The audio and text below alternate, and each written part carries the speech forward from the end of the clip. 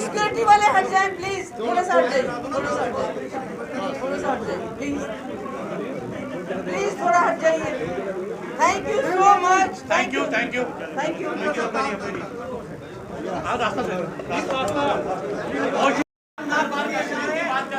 जम्मू के लिए पूछो ना, जम्मू के लिए सवाल पूछो, जम्मू के लिए। आज जम्मू की तो बात हो रही पर आप सुनना नहीं चाहते। आप जम्मू की बात पूछे, जम्मू के लिए आप कश्मीर की बात करते हैं। आप जम्मू का सवाल पूछिए। मुझे बताइए, दरबार मूव से सबसे ज्यादा नुकसान किसको होगा? दरबार मूव से सबसे ज्यादा नुकसान किसको होता है? टोल, ये जो जगह जगह प्लाजा लगाए तो नुकसान किसको हो रहा है? नुकसान सबको हो रहा है। ज्यादा 3 दिन में जम्मू लोगों को मिले। 3 दिन तो मैं सिर्फ, मेरे तो कोई जलसा जुलूस नहीं था, मैं सिर्फ जम्मू के लोगों से मिली और उनकी मैंने समस्याएं सुनी और आज उसके बारे में बात करना चाहती थी। अगर आप लोगों को उसमें मसाला नहीं मिलता तो मैं क्या करूँ? महबूबा की बात करिए, 70 और 35A की बात जो है बड़े महबूबा जी, अगर आपकी सरकार अगर आपकी सरकार बनती है तो क्या दरबार मूव की प्रक्रिया को दोबारा से शुरुआत करेंगे आप? अगर हमारी सरकार आती है इंशाअल्लाह हम ये चीजें जो इन्होंने ये जो तोड़ने का काम करते हैं, ये जो बांटने का काम करते हैं। देखिए, अली मोहम्मद जिन्ना ने एक बार कंट्री का बंटवारा किया, जमीन का बंटवारा किया और आज तक हम भुगत रहे हैं, खासकर जम्मू कश्मीर के लोग। ये जो जमात है ये जमीन का नहीं, लोगों का बंटवारा कर रही है, इंसानों का बंटवारा कर रही है, मोहल्ले मोहल्ले, गांव गांव, गली गली में बंटवारा कर रही है और इससे हमारी आने वाली 7 पुश्तें इसका खमियाजा भुगतेंगे अगर हम इनको रोकेंगे नहीं। अभी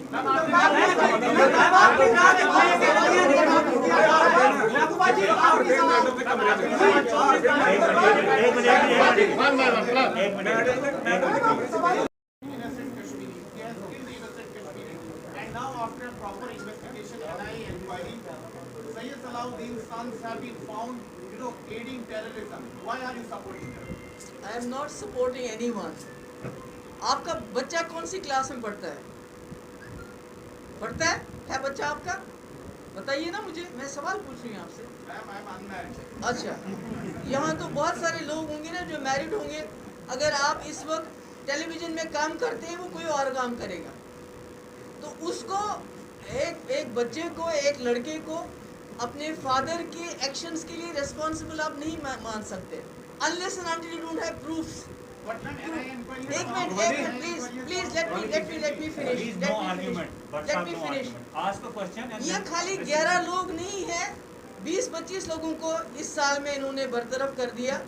मैंने पहले भी बोला है, बार बार बोला है कि आप एक इंसान को कैद में डाल सकते हो, आइडिया को नहीं। You have to address the idea. जैसे वाजपेयी जी ने आइडिया को एड्रेस किया था। ये जो विच हंटिंग है, ये जो क्रिमिनलाइजेशन ऑफ डिसेंट हो गया है, इससे हमारा मुल्क आगे नहीं चलता है बल्कि पीछे जा रहा है। Thank you. देखिए, इंक्वायरी जजमेंट नहीं होता है, अभी इंक्वायरी चल रही है ना, ये जजमेंट तो नहीं है। अभी पिछली बार मुझे याद है गवर्नर साहब ने किसी ने पूछा था किसी ऑफिसर के बारे में कि इसके बारे में ऐसे इंक्वायरी चल रही है, उसने कहा तब मैं एक्शन लूँगा जब रिपोर्ट आएगी। यहाँ तो इंक्वायरी अभी चल रही, भी प्रूव कुछ नहीं हुआ, तो आपने कैसे मान लिया कि वो कातिल हैं, वो खराब हैं? Let the facts come to the fore. जिस तरह से कयास ये की जा रही कि नेशनल कॉन्फ्रेंस दिल्ली में एक बयान देता है और कश्मीर में एक, जम्मू में एक, गुपकार का हिस्सा महबूबा जी आप भी है। क्या लग रहा है आपको कि इस तरह से कोई बांट तो नहीं होगा इस गुपकार अलायंस में? देखिए, गुपकार अलायंस को बिल्कुल उनको स्ट्रांग रहना है, यकजहती रखनी है, क्योंकि जम्मू कश्मीर के लोगों की उम्मीदें जुड़ी हैं इसके साथ। तो अगर कोई हम में से कोई alliance partner in their individual party capacity में कोई एक्शन करता है, कोई बात करता है, तो उससे PAGD का कोई लेना देना नहीं। PAGD वजूद में आई है 2 इश्यूज़ पे, 378, 35A। उसके अलावा जो हमारे रोज़ चैलेंजेस आएंगे, हम कैसे उसको डील करते हैं पार्टी के हिसाब से, दैट्स अ डिफरेंट थिंग। आपने लास्ट इंटरव्यू में कहा था कि जब तक 370 रिस्टोर नहीं होगा, I will not fight any election. But the question is, last government जो थी, जो स्टेबल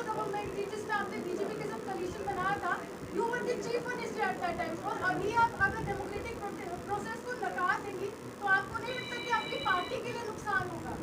मैं डेमोक्रेटिक प्रोसेस को नकार नहीं रही हूँ, खुद हम डीडीसी में पार्टिसिपेट नहीं करते।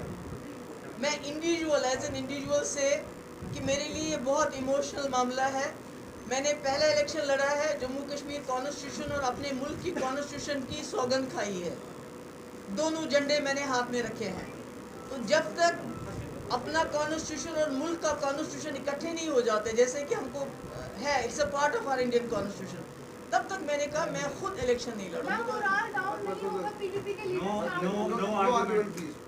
महबूबा जी, देवठाकुर फ्रॉम अर्ली पोस्ट न्यूज़पेपर, आप लगातार ये कह रही हैं कि पाकिस्तान से बातचीत होनी चाहिए, भारत को एक आज जम्मू कश्मीर के इश्यूज, आज जम्मू के इश्यूज की बात कीजिए। मुझे पता है आपको ये खबर मिलेगी तो राष्ट्रपति से भी जम्मू की प्रॉब्लम। मैम, कश्मीर रेजोल्यूशन मसला कश्मीर हल होना चाहिए, ये कश्मीर के आवाम भी चाहती है और ये आज से नहीं बल्कि पिछले 70 सालों से कश्मीर के आवाम चाहती है। लेकिन जब भी कश्मीर रेजोल्यूशन की बात आती है, मसला कश्मीर हल होना चाहिए, आप कहते हैं कि पाकिस्तान के साथ डायलॉग होना चाहिए। क्या मसला कश्मीर पाकिस्तान के साथ डायलॉग होकर ही हल हो सकता है? वाजपेयी जी ने क्या किया था? जी बताएं। वो तो बीजेपी के लीडर हैं, उन्होंने क्या किया था? उससे पहले इंदिरा बट्टू अकॉर्ड हुआ था, शिमला अकॉर्ड हुआ था। उससे पहले जवाहरलाल नेहरू ने शास्त्री जी को भेजा था। मोदी साहब खुद चले गए पाकिस्तान में ग्रैंड डॉटर की शादी में। ये सब चीज़ें तो, ये तो महबूबा मुफ्ती नहीं कह रही है, ये तो कहीं ना कहीं हमारी जो लीडरशिप है इस मुल्क की, वो भी समझते हैं इस बात को।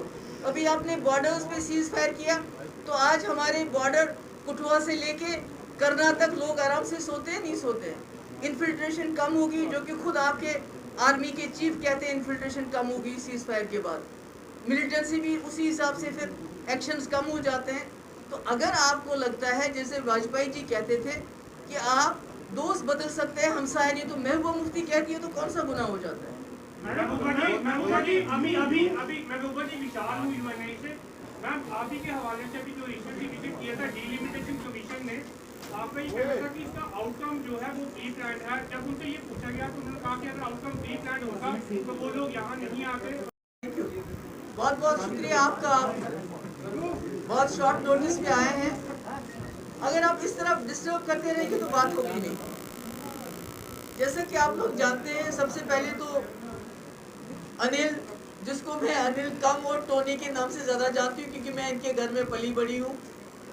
मेरा कॉलेज और ये स्कूल में था तब जब मैं कॉलेज में थी, और सेठी साहब के बड़े सेठी साहब राम अंकल, तो वहाँ पली बड़ी हूँ मैं। और उस वक़्त ये ज़माना नहीं था जो आज है कि ये हिंदू है, ये मुसलमान है, इसको मारो, इसको पकड़ो, इसको ये करो, ये एंटी नेशनल, तो वो अलग ज़माना था। वो आज मुझे बहुत अच्छा लग रहा है, ही इज़ बैक।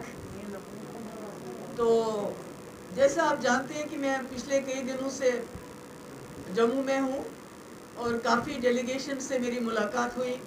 उसमें पार्टी के डेलीगेशन भी थे, इसके अलावा दूसरे डेलीगेशंस भी थे, और उनसे बात हुई और पता चला कि जो हमें बताया गया था 370 की इलीगल एब्रोगेशन के बाद कि जम्मू कश्मीर ने बिलखुसूस जम्मू में दूध की नदियां बहेंगी, शहद होगा हर तरफ, सब बिल्कुल वो स्वर्ग जैसा बन जाएगा। मगर उसके मुकाबले से जब हम देखते हैं जम्मू की समस्याएं और ज़्यादा बढ़ गई, और ज़्यादा प्रॉब्लम्स हैं। चाहे वो जो हमारे शिनाख्त की बात हो, चाहे हमारे रोज़मर्रा के प्रॉब्लम्स की बात हो, इकोनॉमी हमारी, हमारा सोशल फैब्रिक सारा जो है उस पर एक हमला हो रहा है। और रोज़ बरोज़ नए नए ऑर्डर्स आते हैं, नए नए फरमान आते हैं। जैसा आपको मालूम है लेटेस्ट फरमान है दरबार मुँह के हवाले से। देखिए जो 370 या 35 से जो डोमिसाइल लॉ हमारे, ये कोई हमें किसी बाहर के मुल्क ने नहीं दिए थे, बल्कि हमारे मुल्क के देने से पहले भी यहाँ के जो महाराजा थे उन्होंने यहाँ की टोपोग्राफी, यहाँ की डाइवर्सिटी को देखे जम्मू कश्मीर के लोगों की, कश्मीरियों की शिनाख्त, डोगराज की शिनाख्त को बचाने के लिए, मुस्लिम हिंदू को नहीं, सबको बचाने के लिए, शिनाख्त को बचाने के लिए ये कानून लाया था। और जब फिर जम्मू कश्मीर के लोगों ने फैसला किया कि हम हिंदुस्तान के साथ जाएंगे, हम पाकिस्तान के साथ नहीं जाएंगे, तो तब भी उन्होंने कहा था कि चूंकि हमारे कुछ कानून ऐसे हैं जिसकी वजह से हमारी शिनाख्त बरकरार है, वो कानून आपको रखने पड़ेंगे। मगर अब इसके एब्रोगेशन के बाद जो हम देख रहे हैं कि सबसे बड़ा टारगेट जो है, कह रहे थे कि सब कुछ ये पूरा मुल्क के साथ मिल जाएगा, जैसे कि पहले मिला नहीं था। जैसे पहले हमारी बाउंड्री कहीं और थी तो अब जाके मिली है। तो हम देखते हैं कि हमारे यहाँ हर चीज़ की जैसे 370 ख़त्म करना सिर्फ उसका मकसद था जम्मू कश्मीर को लूटना। मामूली सी चीज़ है, बाजरी से शुरू कर लीजिए आप। बाजरी हो, पहले ये मंदुरु का शहर है, इसको शराब का शहर बनाना चाहते हैं। अब कम से कम अगर यहाँ के लोगों को, यहाँ के दुकानदार को उसका फ़ायदा होता, वो भी बाहर के लोगों को उनका ऑक्शन दे दिया उसका। इसी तरह से आप देख लीजिए हमारे पावर प्रोजेक्ट चिनाब वैली में देख लीजिए, वहाँ भी जो बड़ी अच्छी अच्छी पोस्टें हैं वहाँ बाहर के लोग होते हैं, और हमारा पानी, हमारी बिजली बाहर जाती है। रैटले एक प्रोजेक्ट बचाया था मैंने अपने टाइम में, मैंने उसको नहीं जाने दिया था NHPC में, मगर उसको भी इन्होंने कर दिया। हमारे पास कुछ नहीं है, हमारी ट्रांसपोर्टर्स जो है इसको मुसीबत में है। टोल टैक्स, ये टैक्स, वो टैक्स, टोकन टैक्स, पता नहीं क्या क्या है। आप जानते हैं पेट्रोल की कीमतें कितनी बढ़ गई हैं। हमारे किसान मुसीबत में हैं। अभी मेरे पास मिले थे कुछ किसान ने कहा जो कनाल्स हैं, जो टेल एंड पे गाँव है, उनका बेड़ा गर्क हो रहा है, उनको पानी नहीं मिल रहा है। इसी तरह दरबार मुँह का जो आखिरी फरमान आया है, ये भी हमारे महाराजा के वक्त में था। वो चाहते थे कि सर्दियों में लोग जम्मू कश्मीर जाएं, वहाँ इंटरेक्शन हो। ये खाली इसमें इकोनॉमी की बात नहीं है कि हमारे कश्मीर के लोग यहाँ आते हैं, ख़रीदारी करते हैं, बल्कि ये हमारा जो सोशल फैब्रिक है, जो हमारा भाईचारा है, ये उसकी बुनियाद। मैंने पहले भी कहा, अभी भी कहती हूँ, हालांकि कोशिश की जा रही है कि हिंदू मुस्लिम जो हमारे यहाँ जम्मू में जो भाईचारा है, उसको ट्राइबल्स को तंग करके, उनको ज़मीनों से खदेड़ के, लिंचिंग करके उसको बर्बाद करने की कोशिश की जा रही है। मगर उसके बावजूद मुझे फ़ख्र है, ये जम्मू अभी पूरी रियासत में, क्या पूरे मुल्क में वाहिद एक ऐसी जगह है जहाँ असली हिंदुस्तान, हिंदू, मुस्लिम, सिख, ईसाई, कश्मीरी, पहाड़ी, डोगरा, गुजर, आप बाजार जाओ आपको सब मिलेंगे। ऐसा अभी हमारी कश्मीरी वैली में नहीं है। वहाँ एक ही रंग के फूल हैं, यहाँ तरह तरह के फूल हैं। उसको बिगाड़ने की कोशिश की जा रही है, और ये कोशिश मैं उम्मीद करती हूँ कि जम्मू के लोग इसको कुलियतन कामयाब नहीं होने देंगे। मुगल रोड बंद किया, समथर रोड बंद किया, अब जाके उसको खोला, मुझे तो समझ नहीं आती है। देखिए ये जो है, ये जमात जो है, जब किसी जमात को इतना अच्छा मैंडेट मिलता है तो वो सोने पे सुहागा हो जाता है। हमारे नौजवान जो पैरामिलिट्री फोर्सेस में जिन्होंने दौड़ लगाई, जिनको भर्ती होनी थी, 1500 का ऑर्डर निकाला 4200 में से, बाकी तकरीबन 2-2.5 महीने वो दरबदर खार होते रहे।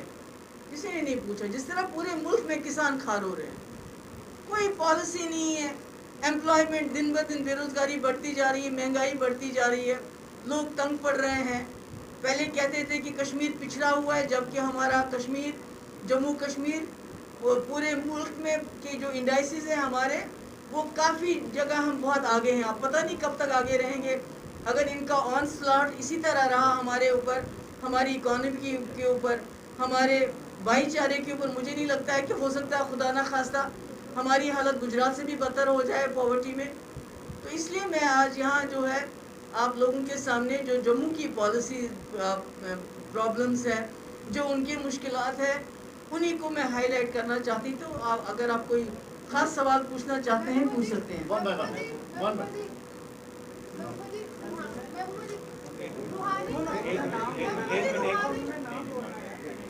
देखिए मैं कह रहा हूँ ना सारे क्वेश्चन पूछिए।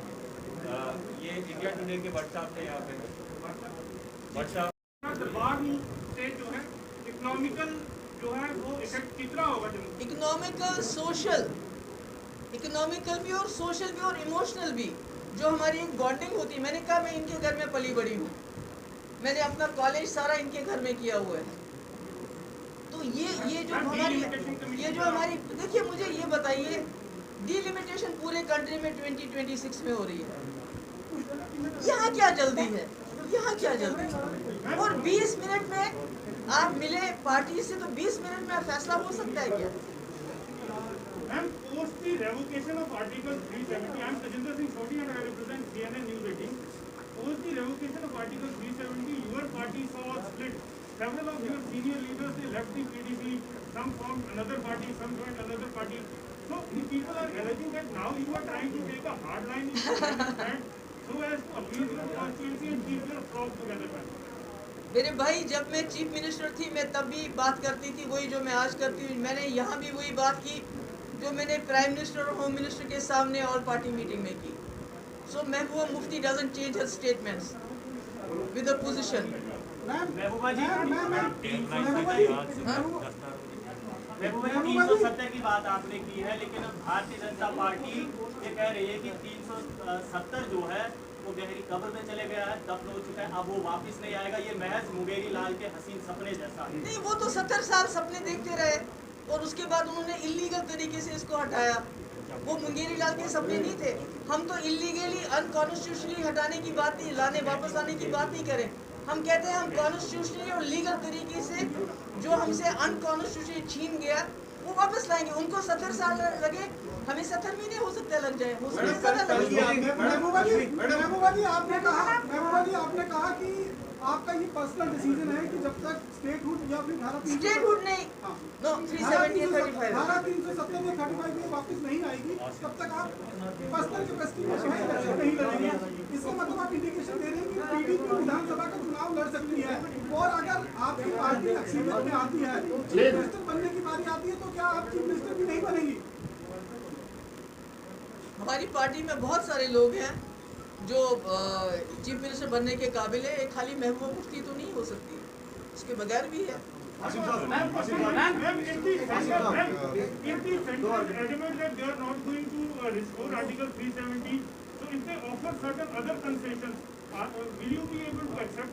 देखिए, मैंने पहले भी कहा कि हमारा स्टेट जो है ये कोई 47 से हमारे जो राइट्स है वो 47 से नहीं मिले थे, उससे पहले हम ये एंजॉय करते थे। और हमारा शर्तों के ऊपर हमने एक अंडरस्टैंडिंग की थी, एक एक्सेशन किया था। तो अगर कोई चीज़ इलीगली आपसे छीन जाए, आपके घर में डाका डाला जाए, कोई चीज़ चुराई जाए, तो क्या आप उसको वापस लेने की कोशिश नहीं करोगे? चोर आपके घर लेके आएगा क्या? मैडम आसिफ साहब, कश्मीरी पंडितों के लिए जो सपना देखा कश्मीरी पंडितों को कश्मीर में बसाएंगे, क्या आपकी पॉलिसी में भी वो स्टैंड है? बिल्कुल, मैं समझती हूँ कि कश्मीरी, जैसे मैं इनके घर में पली हूँ, कश्मीर में मैं कश्मीरी पंडित के घर में ही हमें ज़बरदस्ती लाना पड़ता था। जैसे मनोहर लाल कोल हैं, प्यारेलाल हंडू साहब हैं, बचपन हमारा गुजरा है। तो मुफ्ती साहब का ये हमेशा उनको ये दिल में कसक थी कि कश्मीरी पंडित हमारी एक मिनिस्क्यूल माइनॉरिटी थी जिसको हम बचा नहीं सके। वो इसलिए उनके एजेंडे पे पहली चीज़ यही थी कि इनको कैसे वापस लाया जाए। मैं भी समझती हूँ कि कश्मीरी पंडित बाइज्जत तरीके से वापस आने चाहिए, मगर जो पॉलिसी बीजेपी अपना रही है वो पॉलिसी जो है उसमें वहाँ के लोग खतरा महसूस करते हैं, बाकी की तो बात ही नहीं जो वहाँ रहते हैं। मैडम कल भी आपने जिसमें आपने बताया खूंखार जानवर बीजेपी को, तो कहा आपने कि सत्ता में रहकर हम लोग के घर में पट्टा बांध के रखा था, तभी 370 टूटने से पहले। इस तरीके का बयान, मतलब being a former chief minister, कितना सही समझते हो? पट्टा कितना कमजोर था? कहीं ना कहीं वो पट्टे से छूटकर भाग चुके हैं। जम्मू के अंदर आपके जितने बड़े राजनेता हैं वो कहीं ना कहीं यहाँ से पार्टी का दामन छोड़ चुके हैं। बैसाखी का सारा पीडीपी वही खेला हो गए जो बंगाल में किया, यहाँ भी किया, जैसे वहाँ हो गया यहाँ भी इंशाल्लाह हो जाएगा। आपने एक बात कही कि ये अनडेमोक्रेटिक है और इलीगल है। जिस तरह निकाला, जिस तरह लिया। और ये कोर्ट में पेंडिंग है, आप कोर्ट के डिसीजन का इंतजार क्यों नहीं करते हैं और स्टेट को अब तक आप बैकफुट पर क्यों नहीं आती है ताकि स्टेट को ये हालात है उससे बाहर निकाला जाए? क्यों? आप कोर्ट का डिसीजन का इंतजार क्यों? जब यहाँ बाबरी मस्जिद का किस्सा चल रहा था तो लोगों ने छोड़ दिया था उसके बारे में बात करना। क्या जब राम टेम्पल इतने सालों से चल रहा है, 100 साल के करीब उसको हो गया था कोर्ट में चलते हुए, तो लोग उसके बारे में बात नहीं करते थे क्या? तो क्या आपको कोर्ट पर भरोसा है? नहीं, कोर्ट में भरोसे की बात नहीं है। I am a politician, I have to struggle politically, democratically, constitutionally हम स्ट्रगल करेंगे। अब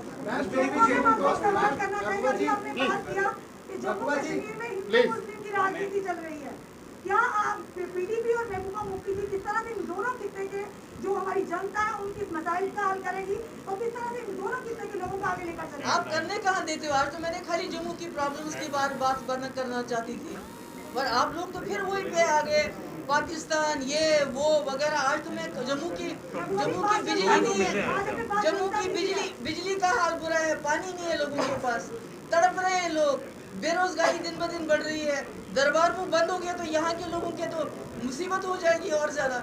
मगर कौन शराब के ठेके वो भी बाहर दे दिए, रेत के ठेके वो भी बाहर दे दिए। जम्मू में बंद है माइनिंग, रात को अगर कोई ट्रक चोरी से आता है 50,000 रुपये उसका जुर्माना हो जाता है।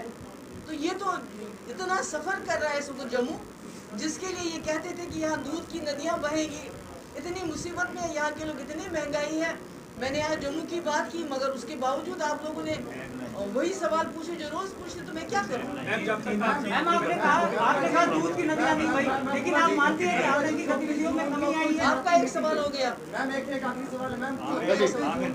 मैम, जब तक भारतीय जनता पार्टी के साथ गठबंधन सरकार थी तब तक भारतीय जनता पार्टी के नेता जब आप किसी चीज का उद्घाटन करते थे तो तालियां बजाते थे, लेकिन अब जब सरकार टूट चुकी है, अब सरकार में नहीं है, तो भारतीय जनता पार्टी ये कहती है, भारतीय जनता पार्टी के नेता ये कहते हैं कि आपका संबंध पाकिस्तान से, आप हमेशा पाकिस्तान के साथ बातचीत करने की पेशकश। आपने खुद ही सवाल का जवाब दे दिया।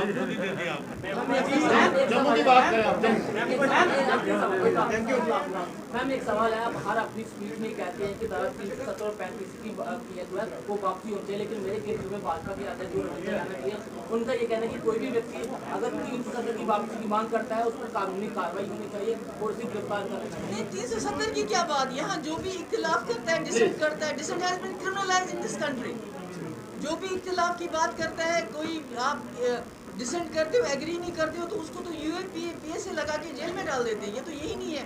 आप देखिए ये जो फादर स्टैन स्वामी 86 ईयर ओल्ड पर्सन जिसको पार्किंसन डिजीज थी, कैसे जेल में वो एड़ियाँ रगड़ते रगड़ते मर गया बेचारा। तो ये तो महबूबा मुफ्ती या कश्मीरियों की बात नहीं बनी, जम्मू वालों की बात नहीं बनी, जिनको कहते थे कश्मीरियों के गाल कैसे इतने लाल है और जम्मू का डोगरा इतना प्रॉस्परस कैसे है। अब वो खुद पूरे कंट्री को हमारी जम्मू कश्मीर की लेवल पे तो ला नहीं सके, बल्कि जम्मू कश्मीर को ही दूसरे स्टेट्स की लेवल पे लेके जा रहे हैं, नीचे लेके जा रहे हैं हमको।